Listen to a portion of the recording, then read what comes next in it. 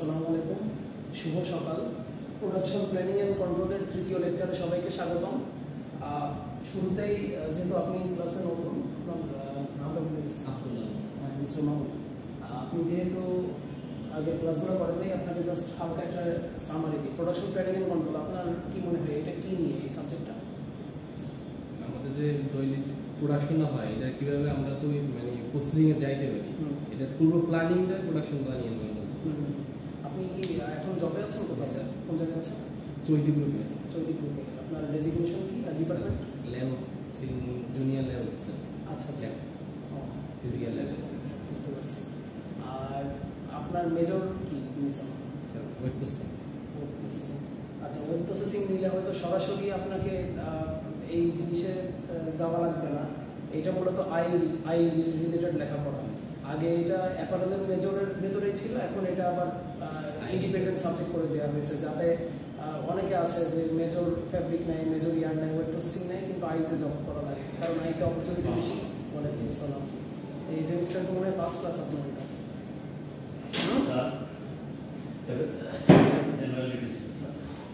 বুঝতে পারছি।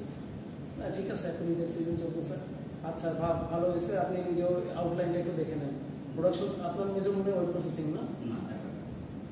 ও, তাহলে তো আরেকটা ক্লাসও আছে এরপর আপনার সাথে আমার। তো এটা কিন্তু মূলত আই লেখাপড়া। আপনাদের আগে হচ্ছে ইন্ডিপেন্ডেন্ট ছিল, অ্যাপারেল 4 এর ভিতরে এই লেখাপড়াগুলো ছিল।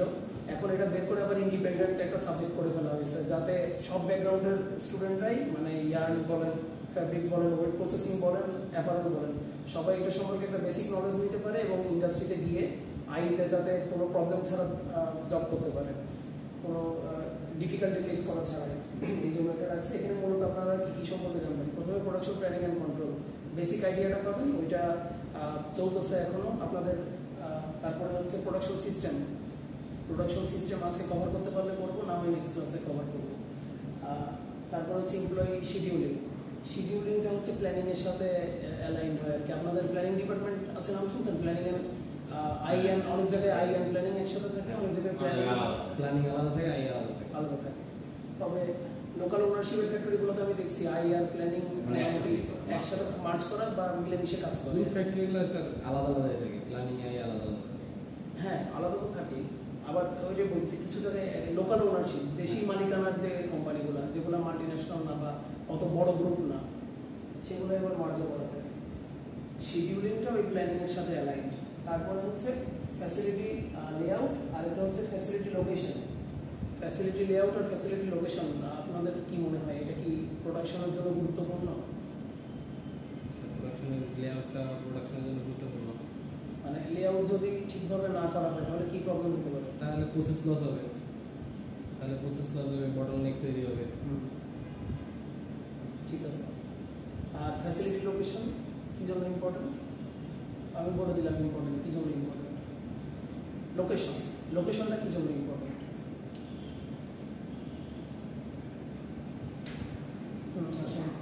আপনার তো মনে হয় এটা ফার্স্ট ক্লাস এই সেমিস্টারে। আচ্ছা বসেন। এটা কি বুঝতেছেন না? ফ্যাসিলিটি লোকেশন বলতে কি বোঝানো হচ্ছে? লোকেশন মানে হচ্ছে যে একটা ইন্ডাস্ট্রি কোন জায়গায় অবস্থিত, মানে ইন্ডাস্ট্রিটা কোন জায়গায় অবস্থিত। আচ্ছা, এটা কি ইম্পর্টেন্ট? এটা কি ম্যাটার করে? কিভাবে ম্যাটার করে? এটা ম্যাটার করে স্যার, মনে করেন যে আপনার এটা মানে এমন জায়গায় তো যেখান থেকে আমি লো কস্টে আমি লেবারগুলো পাচ্ছি, এটা একটা জিনিস। তারপর শিপমেন্ট প্রসেস, সেখানে আপনার মনে করেন যে আমার আশেপাশের পরিবেশের উপরও মানে যাতে কোনো এর প্রভাব না পড়ে, আমার ফ্যাক্টরির প্রভাবটা যাতে আশেপাশের পরিবেশের উপরে না পড়ে, জনজীবনের উপরে না পড়ে, এরকম একটা জায়গায় লোকেশন সেট করতে হবে। তারপর শিপমেন্ট প্রসিডিউর যত কাছাকাছি, মানে বিজনেসের পয়েন্ট অফ ভিউ থেকে বলতেছি, যে লজিস্টিক্স এন্ড ট্রান্সপোর্ট।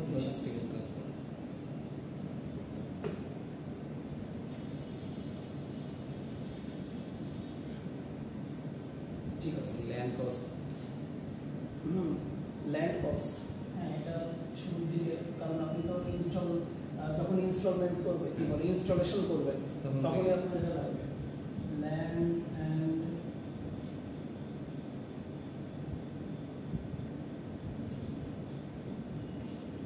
ইনফ্রাস্ট্রাকচার।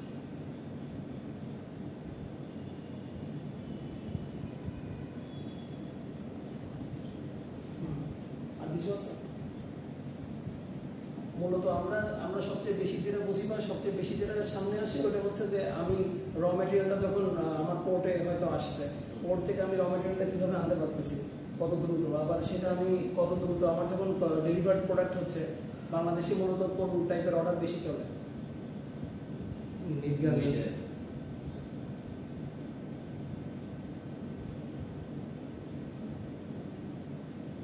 মানে এগুলোর নাম শুনছেন? FOB, ফ্রি অন বোর্ড, তারপর হচ্ছে FC ফ্রি ক্যারিয়ার, তারপর হচ্ছে cost and freight with insurance, আর এটা হচ্ছে cost and freight without insurance. আমাদের বেশি চলে কোনটা? কোন টাইপের অর্ডার বেশি চলে?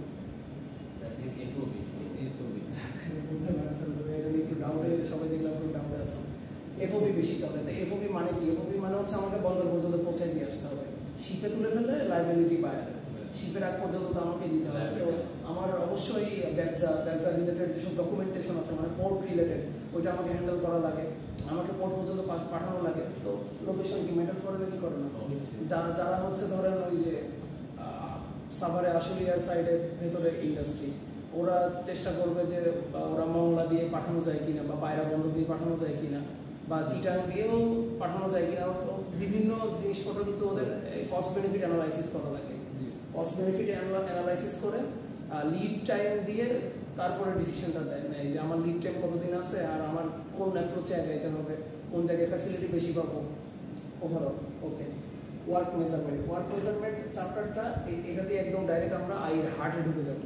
অ্যাকচুয়াল আই ওয়ার্ক যেটা, এগুলো সব রিলেটেড, আশপাশ দিয়ে যাচ্ছে, সারফেস দিয়ে যাচ্ছে, কিন্তু ওয়ার্ক মেজারমেন্টে মূলত যে একটা আইয়ের ডেইলি লাইফে অ্যাক্টিভিটি কী কী, সে সকালে ঘুম থেকে উঠে গিয়ে কি করে, তারপরে মানে যেমন আমি যদি ফ্লোচারটা বলে দিই, আই আবার দুই প্রকার, একটা হচ্ছে ফ্লোর আই, একটা হচ্ছে অফিস আই বা কস্টিং আই। এগুলো নিয়ে আইডিয়া আছে? এখানে কি আই কেউ আছেন? আই তো জব করছি। আচ্ছা, তো তাহলে আপনি আন্দাজ করতেছি ফ্লোরে ছিলেন, তাই না? ফ্লোরে ছিলেন, কস্টিং এ না? কস্টিং দেখছি আমি। আচ্ছা, কস্টিং আইদের রোলস এন্ড রেসপন্সিবিলিটি সম্পর্কে একটু বলতে পারবেন? প্রত্যেকটা অর্ডার আসার আগে তার কাছে অর্ডার ডিটেলসগুলো আসে, সে হয়তো ওই ডিটেলস অনুপাতে তার কস্ট নির্ধারণ করে দেয়, এবং তার মানে কী পরিমাণ লাভ হবে বা প্রোডাকশনে কীভাবে করতে হবে, এগুলো সম্পূর্ণ প্রসিডিউরটা উনি কন্ট্রোল করে। কস্টিং আই যে থাকে পুরোটারই কস্টিং নাকি স্পেসিফিক কিছু? যেমন ধরেন আপনাকে আমি একটু আটকাই, যে ধরেন এমবেলিশমেন্ট লাগবে বা প্রিন্টিং লাগবে। এমবেলিশমেন্ট বুঝছেন? এমবেলিশমেন্ট মানে হচ্ছে অ্যাপ্লিক বা আদার্স যেসব কাজগুলো, যেমন এটা হচ্ছে এগুলো এমব্রয়ডারি ছাড়া কাপড়ের কতগুলো কাজ থাকে। এমবেলিশমেন্ট এক কথায় প্রিন্টিং, এমব্রয়ডারি আর অ্যাপ্লিক, এগুলো সব কথায় এমবেলিশমেন্ট বলে। তো এইসব এমবেলিশমেন্টের যে কস্টটা, তারপরে আপনার একটা পার্টিকুলার ফ্যাব্রিক লাগতেছে, সেগুলো কি আই দেখবে? সেটা তো স্যার ওই থেকে দেখবে, আলাদাভাবে দেখবে। কে দেখবে সেটা? তো মানে আই শুধু দেখবে যে তার গার্মেন্টসের যে কোন সুইং, তারপর থ্রেডে কি কস্ট যায়, এটা আই কস্টিং এর ভিতরে আসবে। যে এমবেলিশমেন্টের যে কস্ট, ওটা আলাদাভাবে আসবে ফেব্রিকের সাথে। আর এমবেলিশমেন্টের কস্ট যেগুলো বা ফ্যাব্রিকের রিলেটেড কস্ট, এগুলো কে দেখে? এগুলোকে বের করে? এগুলো মার্চেন্ডাইজার। আর হ্যাঁ, আপনি যেটা বলছেন যে সেই সুইংগুলো দেখবে, কোন জায়গায় কি সুইং লাগতেছে, থ্রেড কনজাম্পশন, এগুলো দেখবে। আর সে হচ্ছে টাইমকে মানিতে কনভার্ট করবে, যে আমার এত টাইম, মানে ইন্ডাস্ট্রিতে এত টাইমে এত কস্ট হচ্ছে।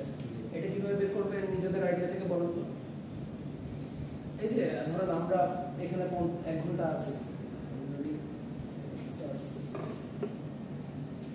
আমরা এখানে ধরেন 1 ঘন্টা আছি, এই 1 ঘন্টায় ওখানে ইউটিলিটি খরচ যোগ করবে। হ্যাঁ, আচ্ছা, ইউটিলিটি একটা আছে, ইউটিলিটি। আর মেইনটা বড় ম্যান পাওয়ার কস্টটা, যে কতদিন আমার এই কাজটা করতে লাগবে আর কতজন লাগবে, যে আমি আমার এই লাইনে এই এত পিস অর্ডারের জন্য কতজনকে আমি ইনভলভ করতেছি, তাদের বেতন কত, একটা এভারেজ কস্ট আর কি। এমন না যে সে হচ্ছে 13,499 টাকা পায়, ওইটাই আমি 13,499, আরেকজন 13,699 জনযুক্ত করবো না। হ্যাঁ, তো তাহলে ইউটিলিটি কস্ট, লেবার কস্ট, আর কোনো কস্ট বাদ যাচ্ছে? ওই মেশিনারি কস্টটা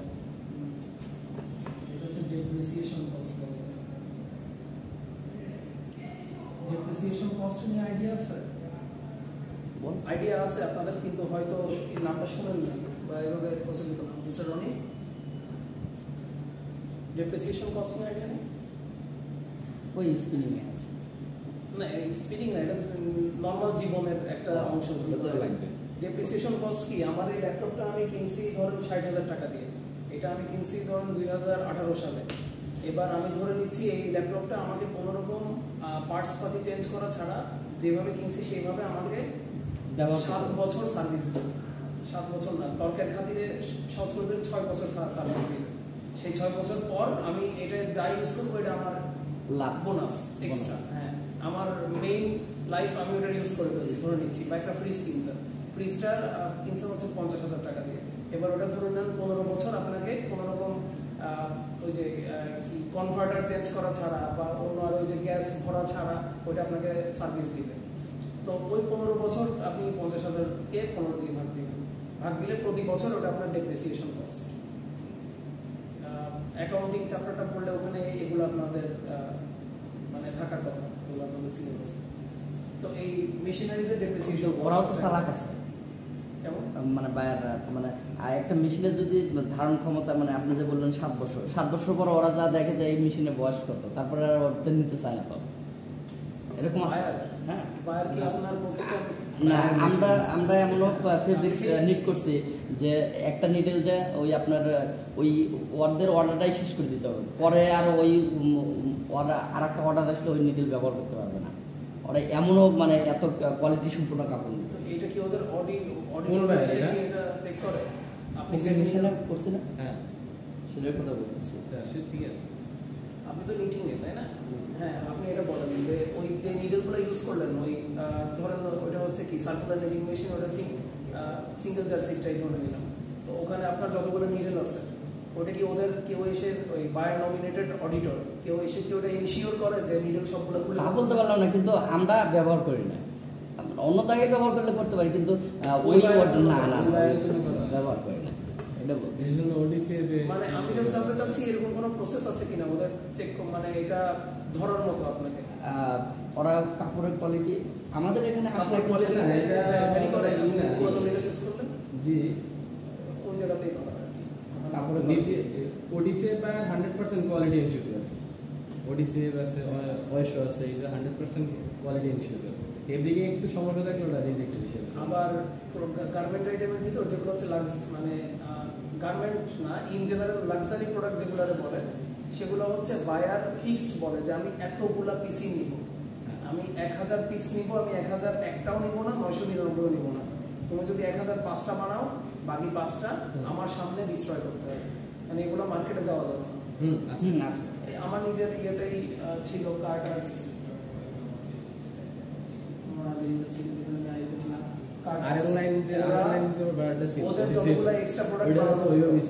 সেই প্রোডাক্টগুলো ওরা হচ্ছে ইনভেন্টরি একটা স্পেসিফিক জায়গায় রেখে দেওয়া হতো এবং এটা ওরা নিজেদের চোখের সামনে কেসি দিয়ে কেটে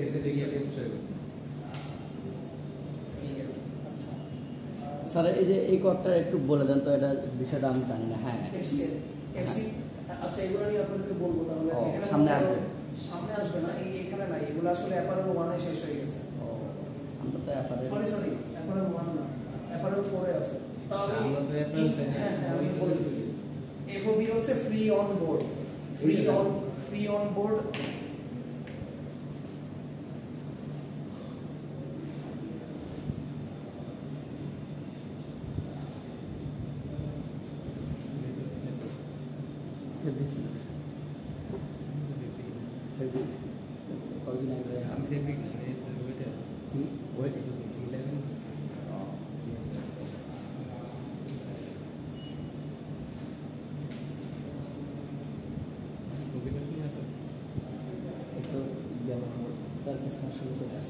আচ্ছা, ইকোটেক্স। রনি, এফওবি বলতে পারবেন এটা কি? আচ্ছা, এফওবি ফ্রি অন বোর্ড এগুলো চারটাই হচ্ছে ডেলিভারি সিস্টেম, মানে বাইরের সাথে যে চুক্তি হয় যে আপনি আমাকে এইভাবে আমার আইটেমগুলো দিবেন। তো ফ্রি অন বোর্ডে কি হয়? ফ্রি অন বোর্ডে হচ্ছে প্রোডাক্টটা ইন্ডাস্ট্রি থেকে তৈরি করে একদম পোর্ট পর্যন্ত তুলে দেওয়া হয়, মানে তুলে দেওয়া শিপমেন্ট পর্যন্ত পোর্টে পৌঁছায় দিয়ে শিপে তুলে দেওয়া হয়, বা এটা হচ্ছে কার দায়িত্ব? সাথে তোলা কোনটা কোম্পানির দায়িত্ব থাকে, কোম্পানি বা সেলারের দায়িত্ব, ম্যানুফ্যাকচারারের দায়িত্ব। সে হচ্ছে একদম শিপে তুলে দিলে যখন অন বোর্ড হয়ে যাবে, ফ্রি অন বোর্ড, তখন তার দায়িত্ব শেষ। ফ্রি ক্যারিয়ার, ফ্রি ক্যারিয়ারটা কি? ফ্রি ক্যারিয়ারটা হচ্ছে এগুলো সুন্দর একটা চিত্র ছিল, সেই চিত্র দিয়ে এমনি বলে দেন স্যার, চিত্র লাগবে না। মানে কি যে আপনার সমস্যা,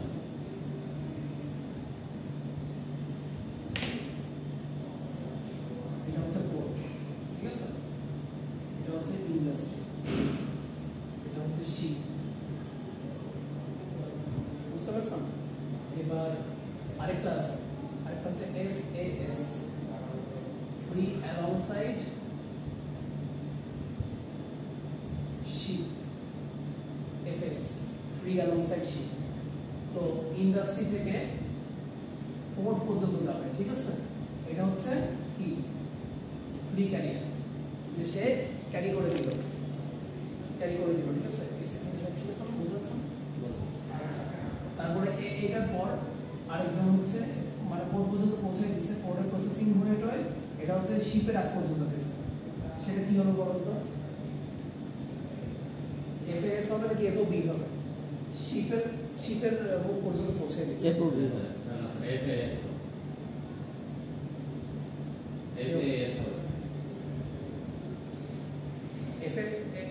এর মনে মনোযোগ দেন না, FAS হবে না FOB হবে, মানে একজন জিনিসটা পোর্টের ভিতরে ঢুকায় একদম শিপের মুখ পর্যন্ত পৌঁছে দিচ্ছে, ফ্রি অ্যালংসাইড শিপ হবে নাকি ফ্রি অন বোর্ড হবে?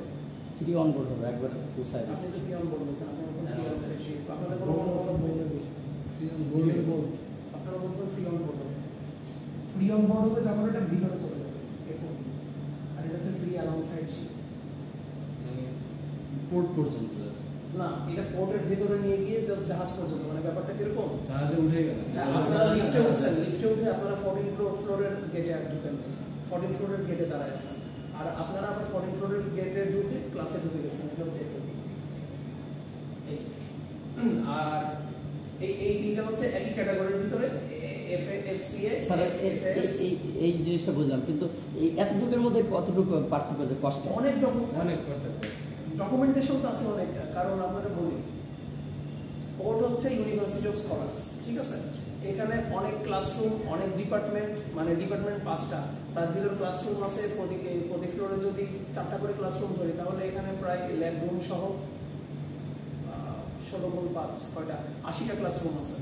তো এই 80টা ক্লাসরুম ধরে নেন 80টা জাহাজ, 5টা ডিফারেন্ট কোম্পানির 80টা জাহাজ, ঠিক আছে। এবার আমরা টেক্সটাইল ইঞ্জিনিয়ারিং, ধরেন জাহাজের কোম্পানির নাম টেক্সটাইল ইঞ্জিনিয়ারিং, তার ভিতরে আমাদের জাহাজের আলাদা আলাদা নাম আছে না? এটা হচ্ছে 1401, উপরে আছে 2001, নিচে আছে 1201, 1204, এগুলো ধরেন জাহাজের নাম। তো আপনি কোন জাহাজে পাঠাবেন, জাহাজের তো অনেক ডকুমেন্টেশন আছে, এগুলো জাহাজের সেকশন ওয়াইজ ভাগ আছে। মার্চেন্ডাইজিং এ যখন ছিলাম ওই এর কাজ, এটা হচ্ছে একটা সুন্দর নাম আছে,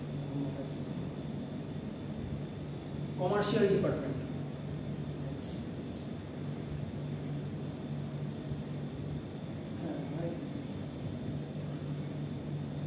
না, আমি তো 1400 ক্লাস।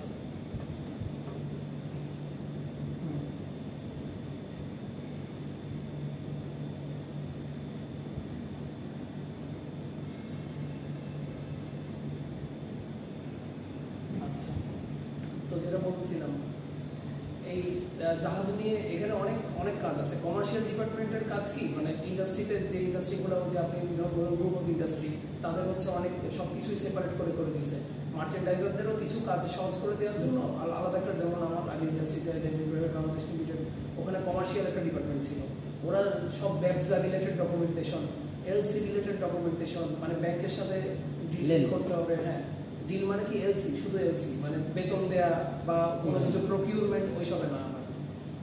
এই মানে রপ্তানি রিলেটেড, কি বলে, এক্সপোর্ট করার রিলেটেড যেসব কাজ আছে ডকুমেন্টেশন, এটা ওরা হ্যান্ডেল করতো। এটা অ্যাপার্টমেন্ট ম্যানুফ্যাকচারিং ফ্লোরে এগুলো আছে ডিটেইল। ইনকো টার্মস চ্যাপ্টারটার নাম, ইন্টারন্যাশনাল কমার্শিয়াল টার্মস। তো তার ভিতরে এগুলো পড়ে। যাই হোক, আমরা অনেক দূরে চলে এসেছি। ওয়ার্ক মেজারমেন্টে আই রোলস এন্ড রেসপন্সিবিলিটি। আরেকটা বিষয় আছে যে আমরা এই সেমিস্টার শেষ নাকি না আরেকটা সেমিস্টার আছে? এটা হচ্ছে আপনার ইসে 12 ক্রেডিট বই বা আপনাদের তো টোটাল 7 সেমিস্টার, লাস্ট সেমিস্টারে হচ্ছে থিসিস আছে, তো থিসিস আর কি বলে ইন্ডাস্ট্রিয়াল অ্যাসেসমেন্ট, ওর ভিতরে আর কি কত 8 ক্রেডিট না 12 ক্রেডিট না, আমি 9 ক্রেডিট 8 ক্রেডিট আমি তো ক্লাস মিনিট আমাদের মার্ক দিতে স্যার, ক্লাস ডেভেলপ করছে ওগুলো আবার ওই যে textile and apparel management 5 credit 3টে সাবজেক্ট। এখন এগুলো সময়ের সাথে সাথে ইউজিসি অ্যাপ্রুভাল নেওয়ার জন্য আমাদেরকেও চেঞ্জ করা হচ্ছে।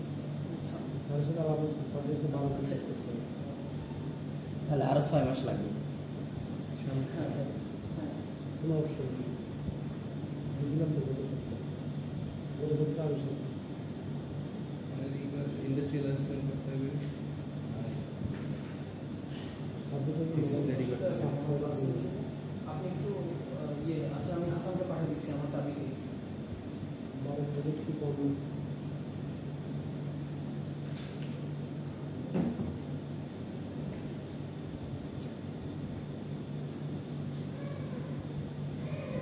হাসান একটু দেখেন তো হাসান কোথায়?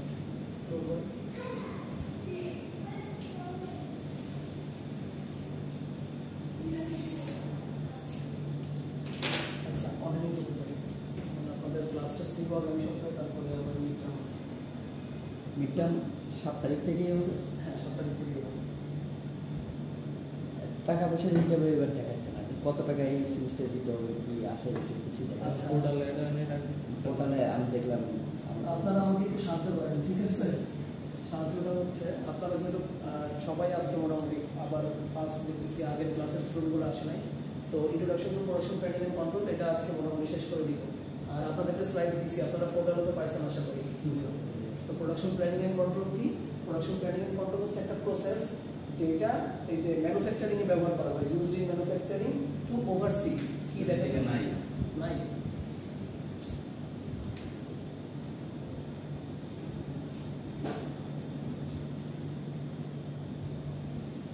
7 তারিখের আগে আবার টাকা চাইলে কি না চাইবো সেটা টাকা পয়সা।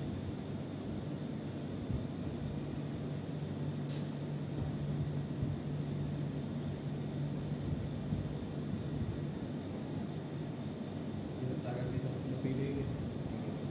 আমার টাকা তো প্রায় শেষ হয়ে যাবে, আর 15,000 টাকা হবে আমার সেমিস্টার। সবারই শেষ। আমি একটা 20 দরকার, একটা 20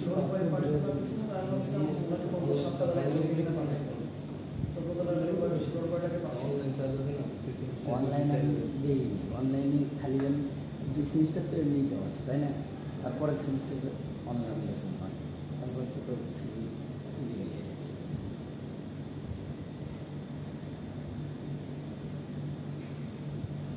ফিজিক্যাল রেজাল্ট আগে ফিজিক্যাল রেজাল্ট আগে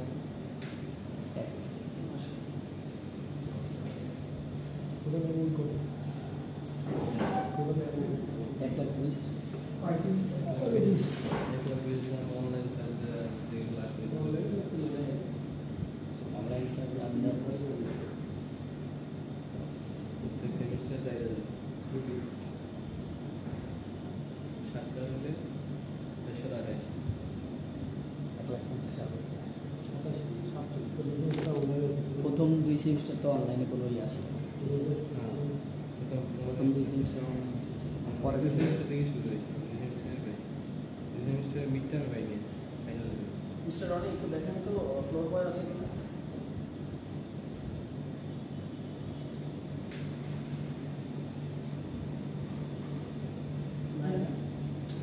আচ্ছা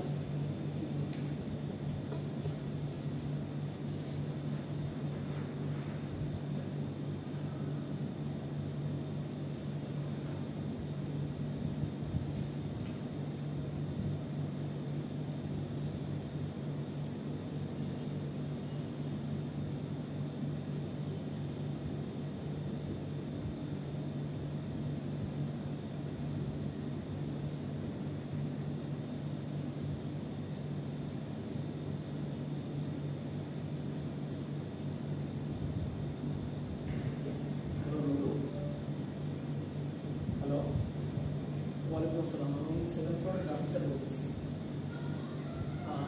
ওখানে কি সাপ্তাহিক তহিদ স্যার কি স্যার, মানে আমার ডেস্কে কি কোনো সার্ভিস স্যার? তহিদ স্যারকে, হ্যাঁ তহিদ স্যারকে একটু ফোনটা করা।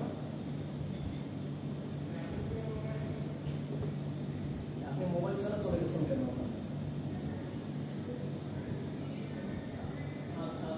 চাবি বলতে ওই চাবি এখন আমি এখান থেকে পাঠাবো নুরুকে 1401 আসতে বলেন এই 14 ফ্লোরের এখন পাচ্ছি না নুরুকে 1401 আসতে বলেন 1401 আসতে বলেন এখন এই ফাইলগুলো আমাকে না দিলেও তো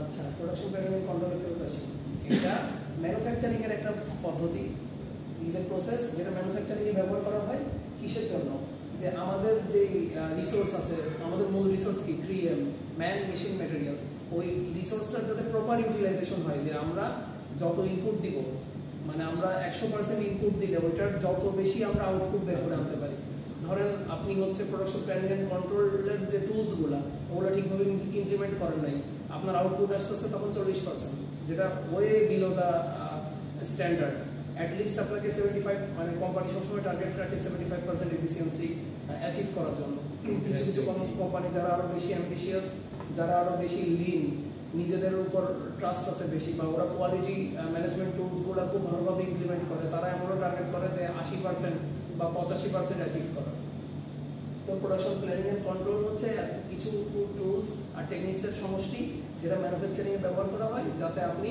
মানে আপনার হচ্ছে অপটিমাম আউটপুট পাইতে পারেন এই রিসোর্সগুলো অ্যাভেলেবল রিসোর্সগুলো ইউজ করে এই এটা ডিসকাস করে ফেলছি সামনে আরো ডিসকাশন আছে তারপর হচ্ছে যে production planning and control production planning and কন্ট্রোলের তিনটা ফেজ আছে একটা হচ্ছে প্ল্যানিং ফেজ সেই প্ল্যানিং ফেজের ভিতরে আবার দুইটা ভাগ আছে একটা হচ্ছে প্রি প্ল্যানিং আর একটা হচ্ছে প্ল্যানিং বা অ্যাক্টিভ প্ল্যানিং এবার প্রি প্ল্যানিং বা প্রায়র প্ল্যানিং ওখানে কি আছে ওখানে হচ্ছে আপনার প্রোডাক্টটা ডেভেলপ করতে হবে product development production design product development তো আশা করি বুঝতেছেন এটা নিয়ে কোনো কনফিউশন আছে প্রোডাক্ট ডেভেলপমেন্ট নিয়ে এই যে আপনার এই কেউ তো পাঞ্জাবি পরে আসে নাই সবাই আমি পরে আসছি আমি একাই পরে আছি ওটাই বলতেছি যে আপনারা সবাই বেসিক শার্ট পরে আছেন তো এই বেসিক শার্টের ভিতরে ধরেন এই এমব্রয়ডারিটা অ্যাড করবেন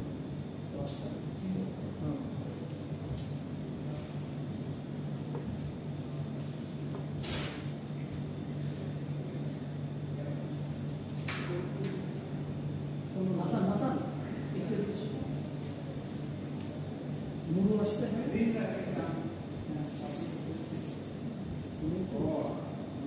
এই চাকরিটা পছন্দ করেছে দিয়ে একটু ওনাকে বলবো আমাকে কল দেন তোমার ফোন থেকে তো ওরকম বলতে আচ্ছা প্রোডাক্ট ডিজাইন করে ফেললাম যে আপনাদের শার্টে ধরেন এই এমব্রয়ডারিটা স্পেশালি অ্যাড করবেন এটা একটা প্রোডাক্ট নতুন প্রোডাক্ট হলো প্রোডাক্ট ডিজাইন করবেন এরপর এই জিনিসটা কীভাবে বানাবেন প্রোডাকশন ডিজাইন এখানে কিন্তু দুটো জিনিস আছে একটা হচ্ছে প্রোডাকশন ডিজাইন আচ্ছা প্রোডাকশন ডিজাইনের পর এখানে আবার ইয়ে দেয় নাই যে ওয়ার্ক স্টেশন ডিজাইন আর প্রোডাকশন ডিজাইন এই দুটাকে আলাদা করা যায় মানে প্রোডাকশন ডিজাইনেরই একটা স্পেসিফিক অংশ হচ্ছে ওয়ার্ক স্টেশন ডিজাইন এবার এটা কীভাবে হয় এটা একটু ক্লিয়ার করে দেব ধরেন এই শার্টটা মানে এই এমব্রয়ডারি সহ ওই শার্টটা প্রডিউস হবে এই শার্টটা প্রডিউস হওয়ার জন্য আপনার কী কী মেশিনারিজ লাগবে কী কী স্টেজেস লাগবে এবং আপনি র ম্যাটেরিয়াল হিসেবে কী কী নিচ্ছেন ধরেন আপনি যদি র ম্যাটেরিয়াল হিসেবে ইয়ার্ন আনেন ইয়ার্ন এনে যদি আপনি শার্ট তৈরি করেন এটা এক প্রসিডিউর হয়ে যাবে আর আপনি যদি ফ্যাব্রিক এনে শার্ট তৈরি করেন ওইটার কি প্রসিডিউর আলাদা হবে এবং ছোটো হবে অনেক ছোটো হবে তো এই সার্বিক ডিজাইনটাই হচ্ছে প্রোডাকশন ডিজাইন এই প্রোডাকশন ডিজাইনের ভিতরে স্পেসিফিক একটা অংশ হচ্ছে work station design work station ডিজাইনটা এখানে নাই ওই আগে এখানে আছে work station work station design ওই ক্লাসটা কেউ করছিলেন আচ্ছা আচ্ছা এই জন্য মিস করতে পারতেছি তো ওয়ার্ক স্টেশন ডিজাইন হচ্ছে স্পেসিফিকলি আপনার সুইং ফ্লোর বা স্পেসিফিকলি আপনার নিটিং ফ্লোর আচ্ছা নিটিং তো না এটা যদি আমি ওভেন ফ্যাব্রিক হয় তাহলে সেটার হচ্ছে লুমগুলোর সেট আপ কেমন হবে বা ওখানে আমার কয়টা লুমকে ইনভলভ করতে হবে ওগুলো ইন্ডিভিজুয়াল ওগুলো আবার ওয়ার্ক স্টেশন ডিজাইনের ভিতরে পড়ে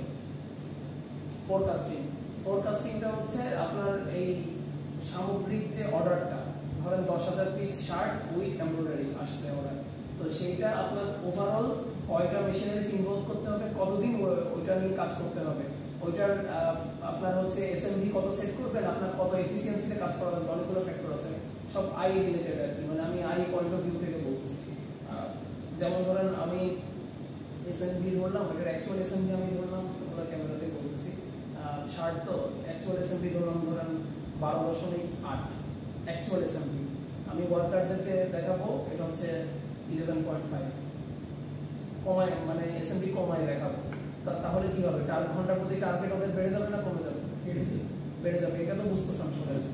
তো ঘন্টা প্রতি টার্গেট বাড়াই দিয়ে ওদেরকে তখন আমি বলবো যে অন্তত আমাকে 70% অ্যাচিভ করে দাও। এফিসিয়েন্সি তো বেশি ফল করানো যাবে না।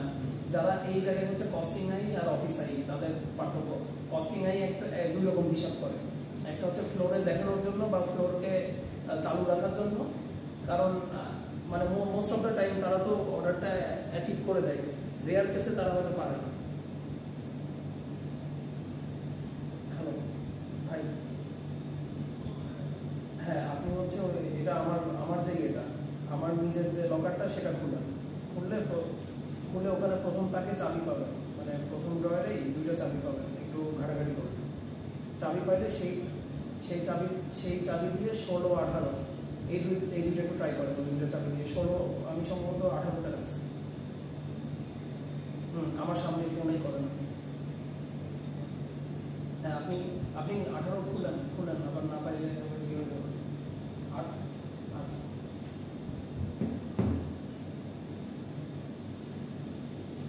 ফোরকাস্টিং নিয়ে মোটামুটি আইডিয়া ক্লিয়ার হয়েছে নাকি আরেকটু ডিসকাস করা লাগবে? এগুলো ডিটেইল আবার সামনে বলবো। তারপর হচ্ছে অ্যাগ্রিগেট প্ল্যানিং। অ্যাগ্রিগেট প্ল্যানিংটা কি? অ্যাগ্রিগেট প্ল্যানিংটা হচ্ছে সময়ের সাথে সাথে আপনার প্ল্যানিংটা কতটুকু এক্সিকিউট হচ্ছে, বা সময়ের সাথে সাথে আমরা যেই প্ল্যান নিয়ে শুরু করি যে কোনো কিছু, সেটা কি সেই প্ল্যান অনুযায়ী চলতে থাকে? ভিতরে বাধা বিপত্তি আসে না, চেঞ্জ হয় না? জিনিসটা যেমন আপনাদের এই লেকচারের ভিতরে তো আমি অনেকগুলো বাধা ফেস করতেছি, নতুন বাধা, এটার জন্য আমি প্রস্তুত না। ওকে, আর মাস্টার শিডিউলিং। মাস্টার শিডিউলিংটা কি? মাস্টার শিডিউলিংটা হচ্ছে যেমন আমাদের ভার্সিটির যদি একটা ইয়ে করি, এক্সাম্পল দিয়ে করি, আপনাদের জন্য একটা রুটিন বানানো হয় না? এই রুটিনটা কিন্তু আবার মাস্টার রুটিনে বসানো হয়, একটা মাস্টার রুটিন আছে। তো কেউ কি গেস করতে পারতেছেন মাস্টার রুটিনটা কি হতে পারে? একবার আপার লেভেলে যে রুটিনটা করা হয় সেটাই তো। পুরো ডিপার্টমেন্ট, যতগুলো ডিপার্টমেন্ট আছে সব মিলে যে এটা রুটিন আছে, যতগুলো ডিপার্টমেন্ট, যতগুলো ব্যাচ রানিং আছে সবগুলো মিলে একটা রুটিন হয়। সেখানে টেক্সটাইল আজকে 9:30 থেকে 10:30 পর্যন্ত 1401 রুমটা বুক করে রাখছে, 1402 রুমটা ধরেন এটা 1400 তো বিবিএ বুক করে রাখছে। এইটা হচ্ছে মাস্টার প্ল্যানিং। তো মাস্টার শিডিউলিং হচ্ছে আপনার পুরো কোম্পানির যে শিডিউলিংটা বা পুরো কোম্পানির যে প্ল্যানিংটা। এখানে ধরেন 5টা সুইং লাইন রানিং আছে, আর আমি যে স্পেসিফিক নিউ প্রোডাক্টের কথা বলতেছি, প্রোডাক্ট ডিজাইন, যে শার্ট উইথ এমব্রয়ডারি, ওইটা চলতেছে 3 নম্বর লাইনে।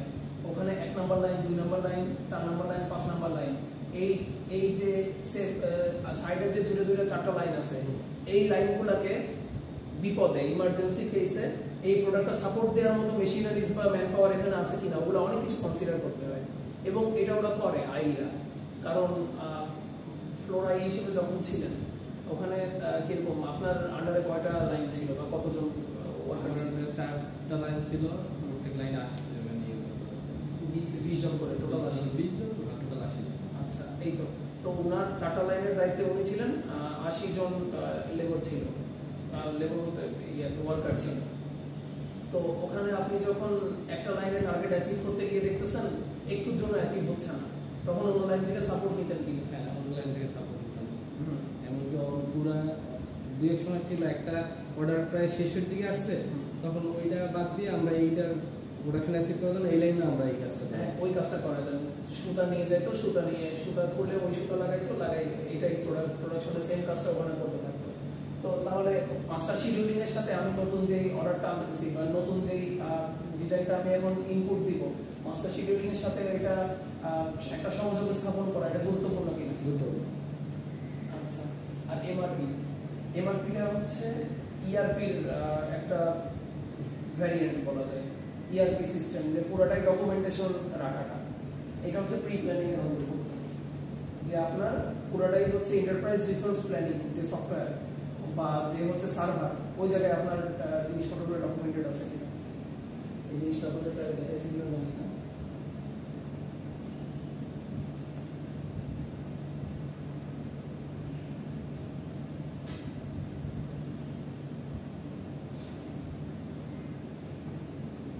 এই যে আমার আগের ইন্ডাস্ট্রি লাইভ ডাটা, এটা হচ্ছে লাইভ সার্ভার আমার আগে ইন্ডাস্ট্রি। আমরা ঘন্টায় ঘন্টায় প্রতি ওয়ার্কার বেস মানে পার ওয়ার্কার হিসাব করে আমরা হচ্ছে সব ডাটা দেখতে পারতাম।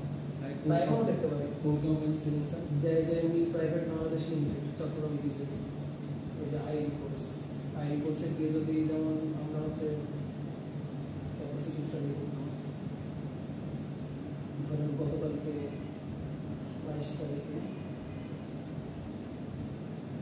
নাম্বার লাইনের ক্যাপাসিটি করলাম, সে শুধু একটা অপারেশন স্টাডিজ, সে শুধু 4টা স্টাডি করছে। এই যে capacity crotch attach, shoulder joint, sleeve bending, sleeve attach, front open surging, zipper in seam, এটা হচ্ছে একটা SNP, slip and play অথবা slip suit। বাচ্চাদের একদম আপাত অবস্থা মানে পুরো বডি সুট। তো এটা হচ্ছে ক্যাপাসিটি স্টাডি। এখানে প্রত্যেকটা ওয়ার্কার কোন ওয়ার্কার তার আইডি করে দেখা আছে যে কোন ওয়ার্কার তার এফিসিয়েন্সি কত, সে করতেছে কত পিস ঘন্টায়, এগুলো সব কিছু কিন্তু লাইভ ডাটা হয়ে যাচ্ছে। মানে এখন সিস্টেম অনেক বেশি অ্যাডভান্স হয়ে গেছে। আচ্ছা, এগুলো নিয়ে পরে আরো ডিটেইল করবো, এখন আপনার চ্যাপ্টারটা শেষ করি।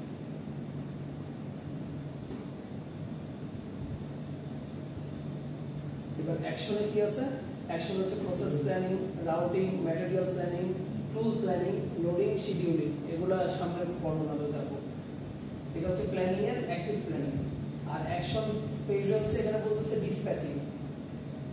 ডিসপ্যাচিং বলতে এই ফ্লো চার্টে বুঝাচ্ছে যে ডিসপ্যাচ করা, আপনার যে কমপ্লিট আইটেম যেটা সেটা আপনি ডিসপ্যাচ করতেছেন। ডিসপ্যাচ করা মানে কিন্তু মানে বের করে দেওয়া বা ছেড়ে দেওয়া আর কি, যে রিলিজ করে দেওয়া, যে এটা এতক্ষণ এটার উপর অপারেশন চলছে, এটা রিলিজ করে দিলাম। অ্যাকশনের কিন্তু ডিসপ্যাচিং কে রাখছে এটা। আর কন্ট্রোল ফেজ, আমরা কি কি কন্ট্রোল করি? Progress reporting. প্রোগ্রেস রিপোর্টিং মানে হচ্ছে এই যে আমার প্রসেসটা যে চলতেছে সেটা যে আপনি মনিটর করতেছেন, সেটা যে আপনি ইন্সপেকশন করতেছেন, সেটা ঠিকভাবে রান হচ্ছে কিনা, বা দিন শেষে আপনি আজকে কতটুকু প্রোডাকশন করলেন, এটা আপনার সিনিয়রকে দেখাইতে হয় না, সিনিয়র এক্সিকিউটিভ থেকে তো অ্যাপ্রুভাল নিতে হয় বা তাকে কৈফিয়ত দিতে হয় যে এখানে এত কমে গেছে কেন, এটা আমরা তো পিছাই যাচ্ছি। আমার যদি 10 ওভারে 60 রান লাগে, তাহলে প্রতি ওভারে আমার কত রান করে লাগে? 6 রান করে। সেফটির জন্য ম্যানেজার বলে দিবে প্রতি ওভারে 7 রান করে নাও, যাতে 9 ওভারে খেলা শেষ করে দিতে পারো, 1 ওভার তোমার হাতে থাকবে। তো এটাই আর কি, যে আপনার প্রোগ্রেস রিপোর্টিং এর ভিতরে যে ডাটা প্রসেসিং এটাকে রাখছে, যে আপনার ডেইলি ডাটা, আপনি কতটুকু ইনপুট দিয়ে কতটুকু আউটপুট পাচ্ছেন, বা আপনার কতটুকু শর্টে আছে, ওভার বাই ওভার একটা অ্যাগ্রিগেট রিপোর্ট আর কি। যে প্রথম ওভারে আমার লাগতো হচ্ছে 60 রান, আরো 60 বল ছিল। দ্বিতীয় ওভার শেষে আমার এখন হয়ে গেছে 48 বলে লাগতেছে 47 রান, তাহলে আমি একটু আগে আছি, এটাই আর কি। আর কারেক্টিভ অ্যাকশন হচ্ছে যে ওই যদি কোনো আমি পিছাই যাচ্ছি, কি জন্য পিছাই যাচ্ছি, ওই ফল্টটা, ওই ইস্যুটা বের করে ওইটার কারেক্টিভ একটা প্ল্যান দেয়া, সেটাই হচ্ছে কারেক্টিভ অ্যাকশন। ওইটা আবার এক্সপিডিশন বলে এটা উচ্চারণ। তো ভার্ব হচ্ছে এক্সপিডিটিং আর রিপ্ল্যানিং। এক্সপিডিটিং মানে কি? এক্সপিডিটিং মানে হচ্ছে যে ওইটার কোনো অল্টারনেট আছে কিনা, মানে অল্টারনেট বলতে কি, যে আমি সেম প্ল্যানের ভেতরেই জাস্ট অল্টারনেট কোনো কিছু অ্যাড করা বা বাদ দেয়া, এইভাবে আমি ব্যালেন্স করতে পারতেছি কিনা। এক্সপিডিটিং মানে অ্যাডভেঞ্চার, মূলত অ্যাডভেঞ্চার থেকে এক্সপিডিটিং আসছে, বা এক্সপ্লোর। আর যদি তাতে না হয়, আবার আমাকে রিপ্ল্যানিং এ যেতে হবে, যদি একদমই না হয়। যেরকম স্যার একটা লাইনে কিছু মেশিন এক্সট্রা আছে, ওটা আমি বাদ দিয়ে দেওয়া, নতুন প্রসেস চালাইতে পারতেছি কিনা, এরকম বোঝা যাচ্ছে। এটা তো শুধু আরেকবার বলুন। বলছি যে একটা লাইনে, যে ধরেন ওভারলক মেশিন আমার 2টা আছে, আমি একটা দিয়ে কাজ চালাই দিতে পারবো, তখন আমি একটা বাদ দিয়ে দিলাম, হ্যাঁ, এরকম একটা প্রসেস বোঝা যাচ্ছে কিনা এক্সপিডিটিং। আপনার একটা দিয়ে কাজ চালাইতে পারতেছেন, এইটা তো ভালো জিনিস, এটা তো খারাপ না। মানে আপনি একটা দিয়ে যদি কাজ চালাইতে পারেন, তাহলে তো নেক্সট বার যখন লাইন ফিডিং হবে, ওই যে লেআউট করতে হয় না, মেশিন লেআউট, তখন তো ওভারলক 2টা হবেই না। ওই অফিস আই এসে ওই ওভারলক একটা বাদ দিয়ে দিবে। আর আপনি হচ্ছে শুরুতে বললেন না অ্যানালাইজ করা, বা ওই যে অফিস আই অ্যানালাইজ করে, ওখানে আমি একটা জিনিস অ্যাড করতে ভুলে গেছিলাম, অপারেশন ব্রেকডাউনের কথাটা আপনি অ্যাভয়েড করুন, মানে স্কিপ করে গেছেন।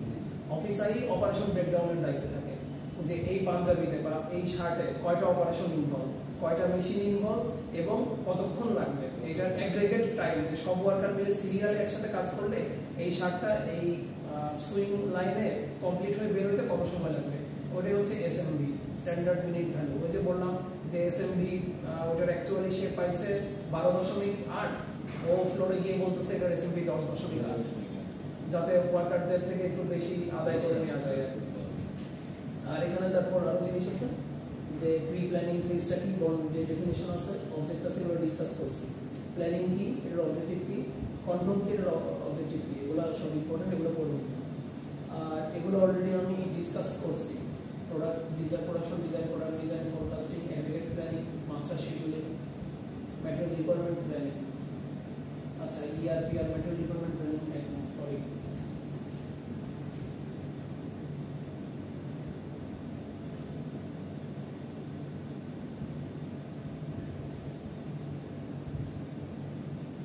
একটা টার্ম শুনছেন জিআইটি,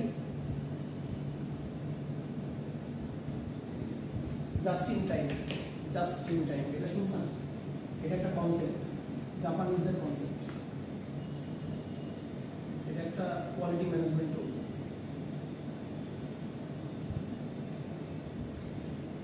জিআইটি মানে হচ্ছে আপনার ইনভেন্টরি যে এরিয়াটা, ইনভেন্টরিটা কখনো কি বলবো ওভার ক্রাউডেড হবে না, ওখানে স্তূপ হবে না কোনো কিছু। মানে ইনভেন্টরি যে সেকশনটা, ওখানে আপনার র ম্যাটেরিয়াল আসবে, একদিন আগে আসবে, ওটা মানে ওটা গতকালকে আসছে, আজকে এটা উঠে যাবে। উঠে যাওয়ার পর আপনার প্রোডাক্টটাও এমনভাবে করতে হবে, মানে আপনার হচ্ছে ডেলিভারি টাইম হচ্ছে 30 তারিখ, 30 মে, আপনি ওটা যদি 12ই মে শেষ করে ফেলেন, তাইলে এটা কিন্তু 18 দিন ধরে আপনার ইনভেন্টরিতে থাকতেছে। এটা একরকম সিস্টেম লস ধরে নেওয়া হয় যে আমি এতদিন আগে কেন বানাই রাখবো। তো জেআইটিতে বা এই যে জেআইটি জাস্ট ইন টাইম, ওই কনসেপ্টে এমনভাবে পুরো প্রসেসটাকে প্ল্যান করা হয় যে আমি বেশিক্ষণ রাখবো না, মানে একদম জাস্ট টাইমে আমি আসবো। যেমন আপনাদের হচ্ছে ক্লাস 9:30, আপনারা 9:25 আসবেন, মানে আপনারা 9টায় আসলে এই যে বেচারা রনি একটু ঝিমাচ্ছে, ওনার ঘুমটা একটু কম হয়ে গেছে। তো এই জেআইটি কনসেপ্টটা হচ্ছে যে আমি একদম ওভার, আমার হচ্ছে ওভার যে ম্যাটেরিয়াল মানে আমি ওভার ইউজ করবো না, আপনার যে ইনভেন্টরিটা ওটা আপনি ওভার ইউজ করতেছেন, ওটা এক ধরনের অপচয়, ওয়েস্টেজ। তো এটা আমি করবো না। স্যার এটা ইন টাইমে অন টাইমে হবে না, ইন টাইমে হ্যাঁ ইন টাইম মানে আর কি, ইন টাইম অন টাইম বলতে আপনি প্রিপোজিশন বলতেছেন না, ইন হবে না অন হবে। অন টাইম মানে একটু বেশি সময় নিয়ে আসলাম, যেটা নির্দিষ্ট সময় হচ্ছে না, একটা আশেপাশে হতে পারে। অন টাইম ইন টাইম মানে একদম সঠিক সময়, আপনি মানে বিফোর টাইম না, ইন টাইম, বিফোর টাইম। আচ্ছা, আর তার জন্য কিন্তু আপনাকে ম্যাটেরিয়াল রিকোয়ারমেন্ট প্ল্যানিং লাগবে আপনার, এই জন্য আপনার ম্যাটেরিয়াল রিকোয়ারমেন্ট প্ল্যানিং লাগবে যে আমার ম্যাটেরিয়ালটা কখন দরকার, এই যে system for calculating the material and component needed to manufacture a product, এটাই হচ্ছে এমআরপি।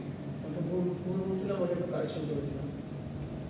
এখানে সবকিছু আপনাদের বুঝতে সহজ হবে মতো করে আমি এগুলো রেডি করে রাখছি, এগুলো একটু দেখবেন।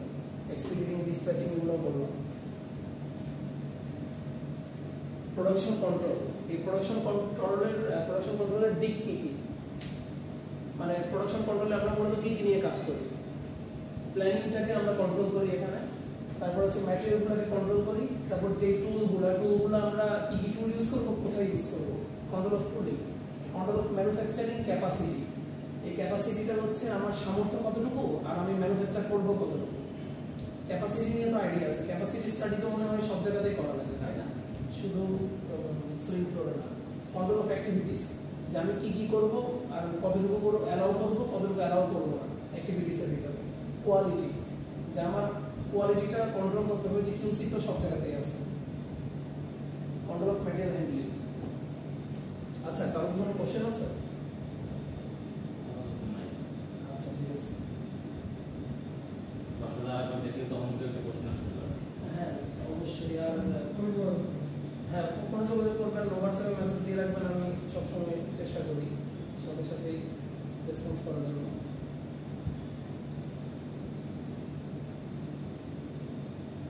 টাইপস অফ প্রোডাকশন, এটা সেকেন্ড চ্যাপ্টার 30%। প্রোডাকশন সিস্টেম কি আজকে করবো? আচ্ছা, আমাদের তো ক্লাস আছে। মামুন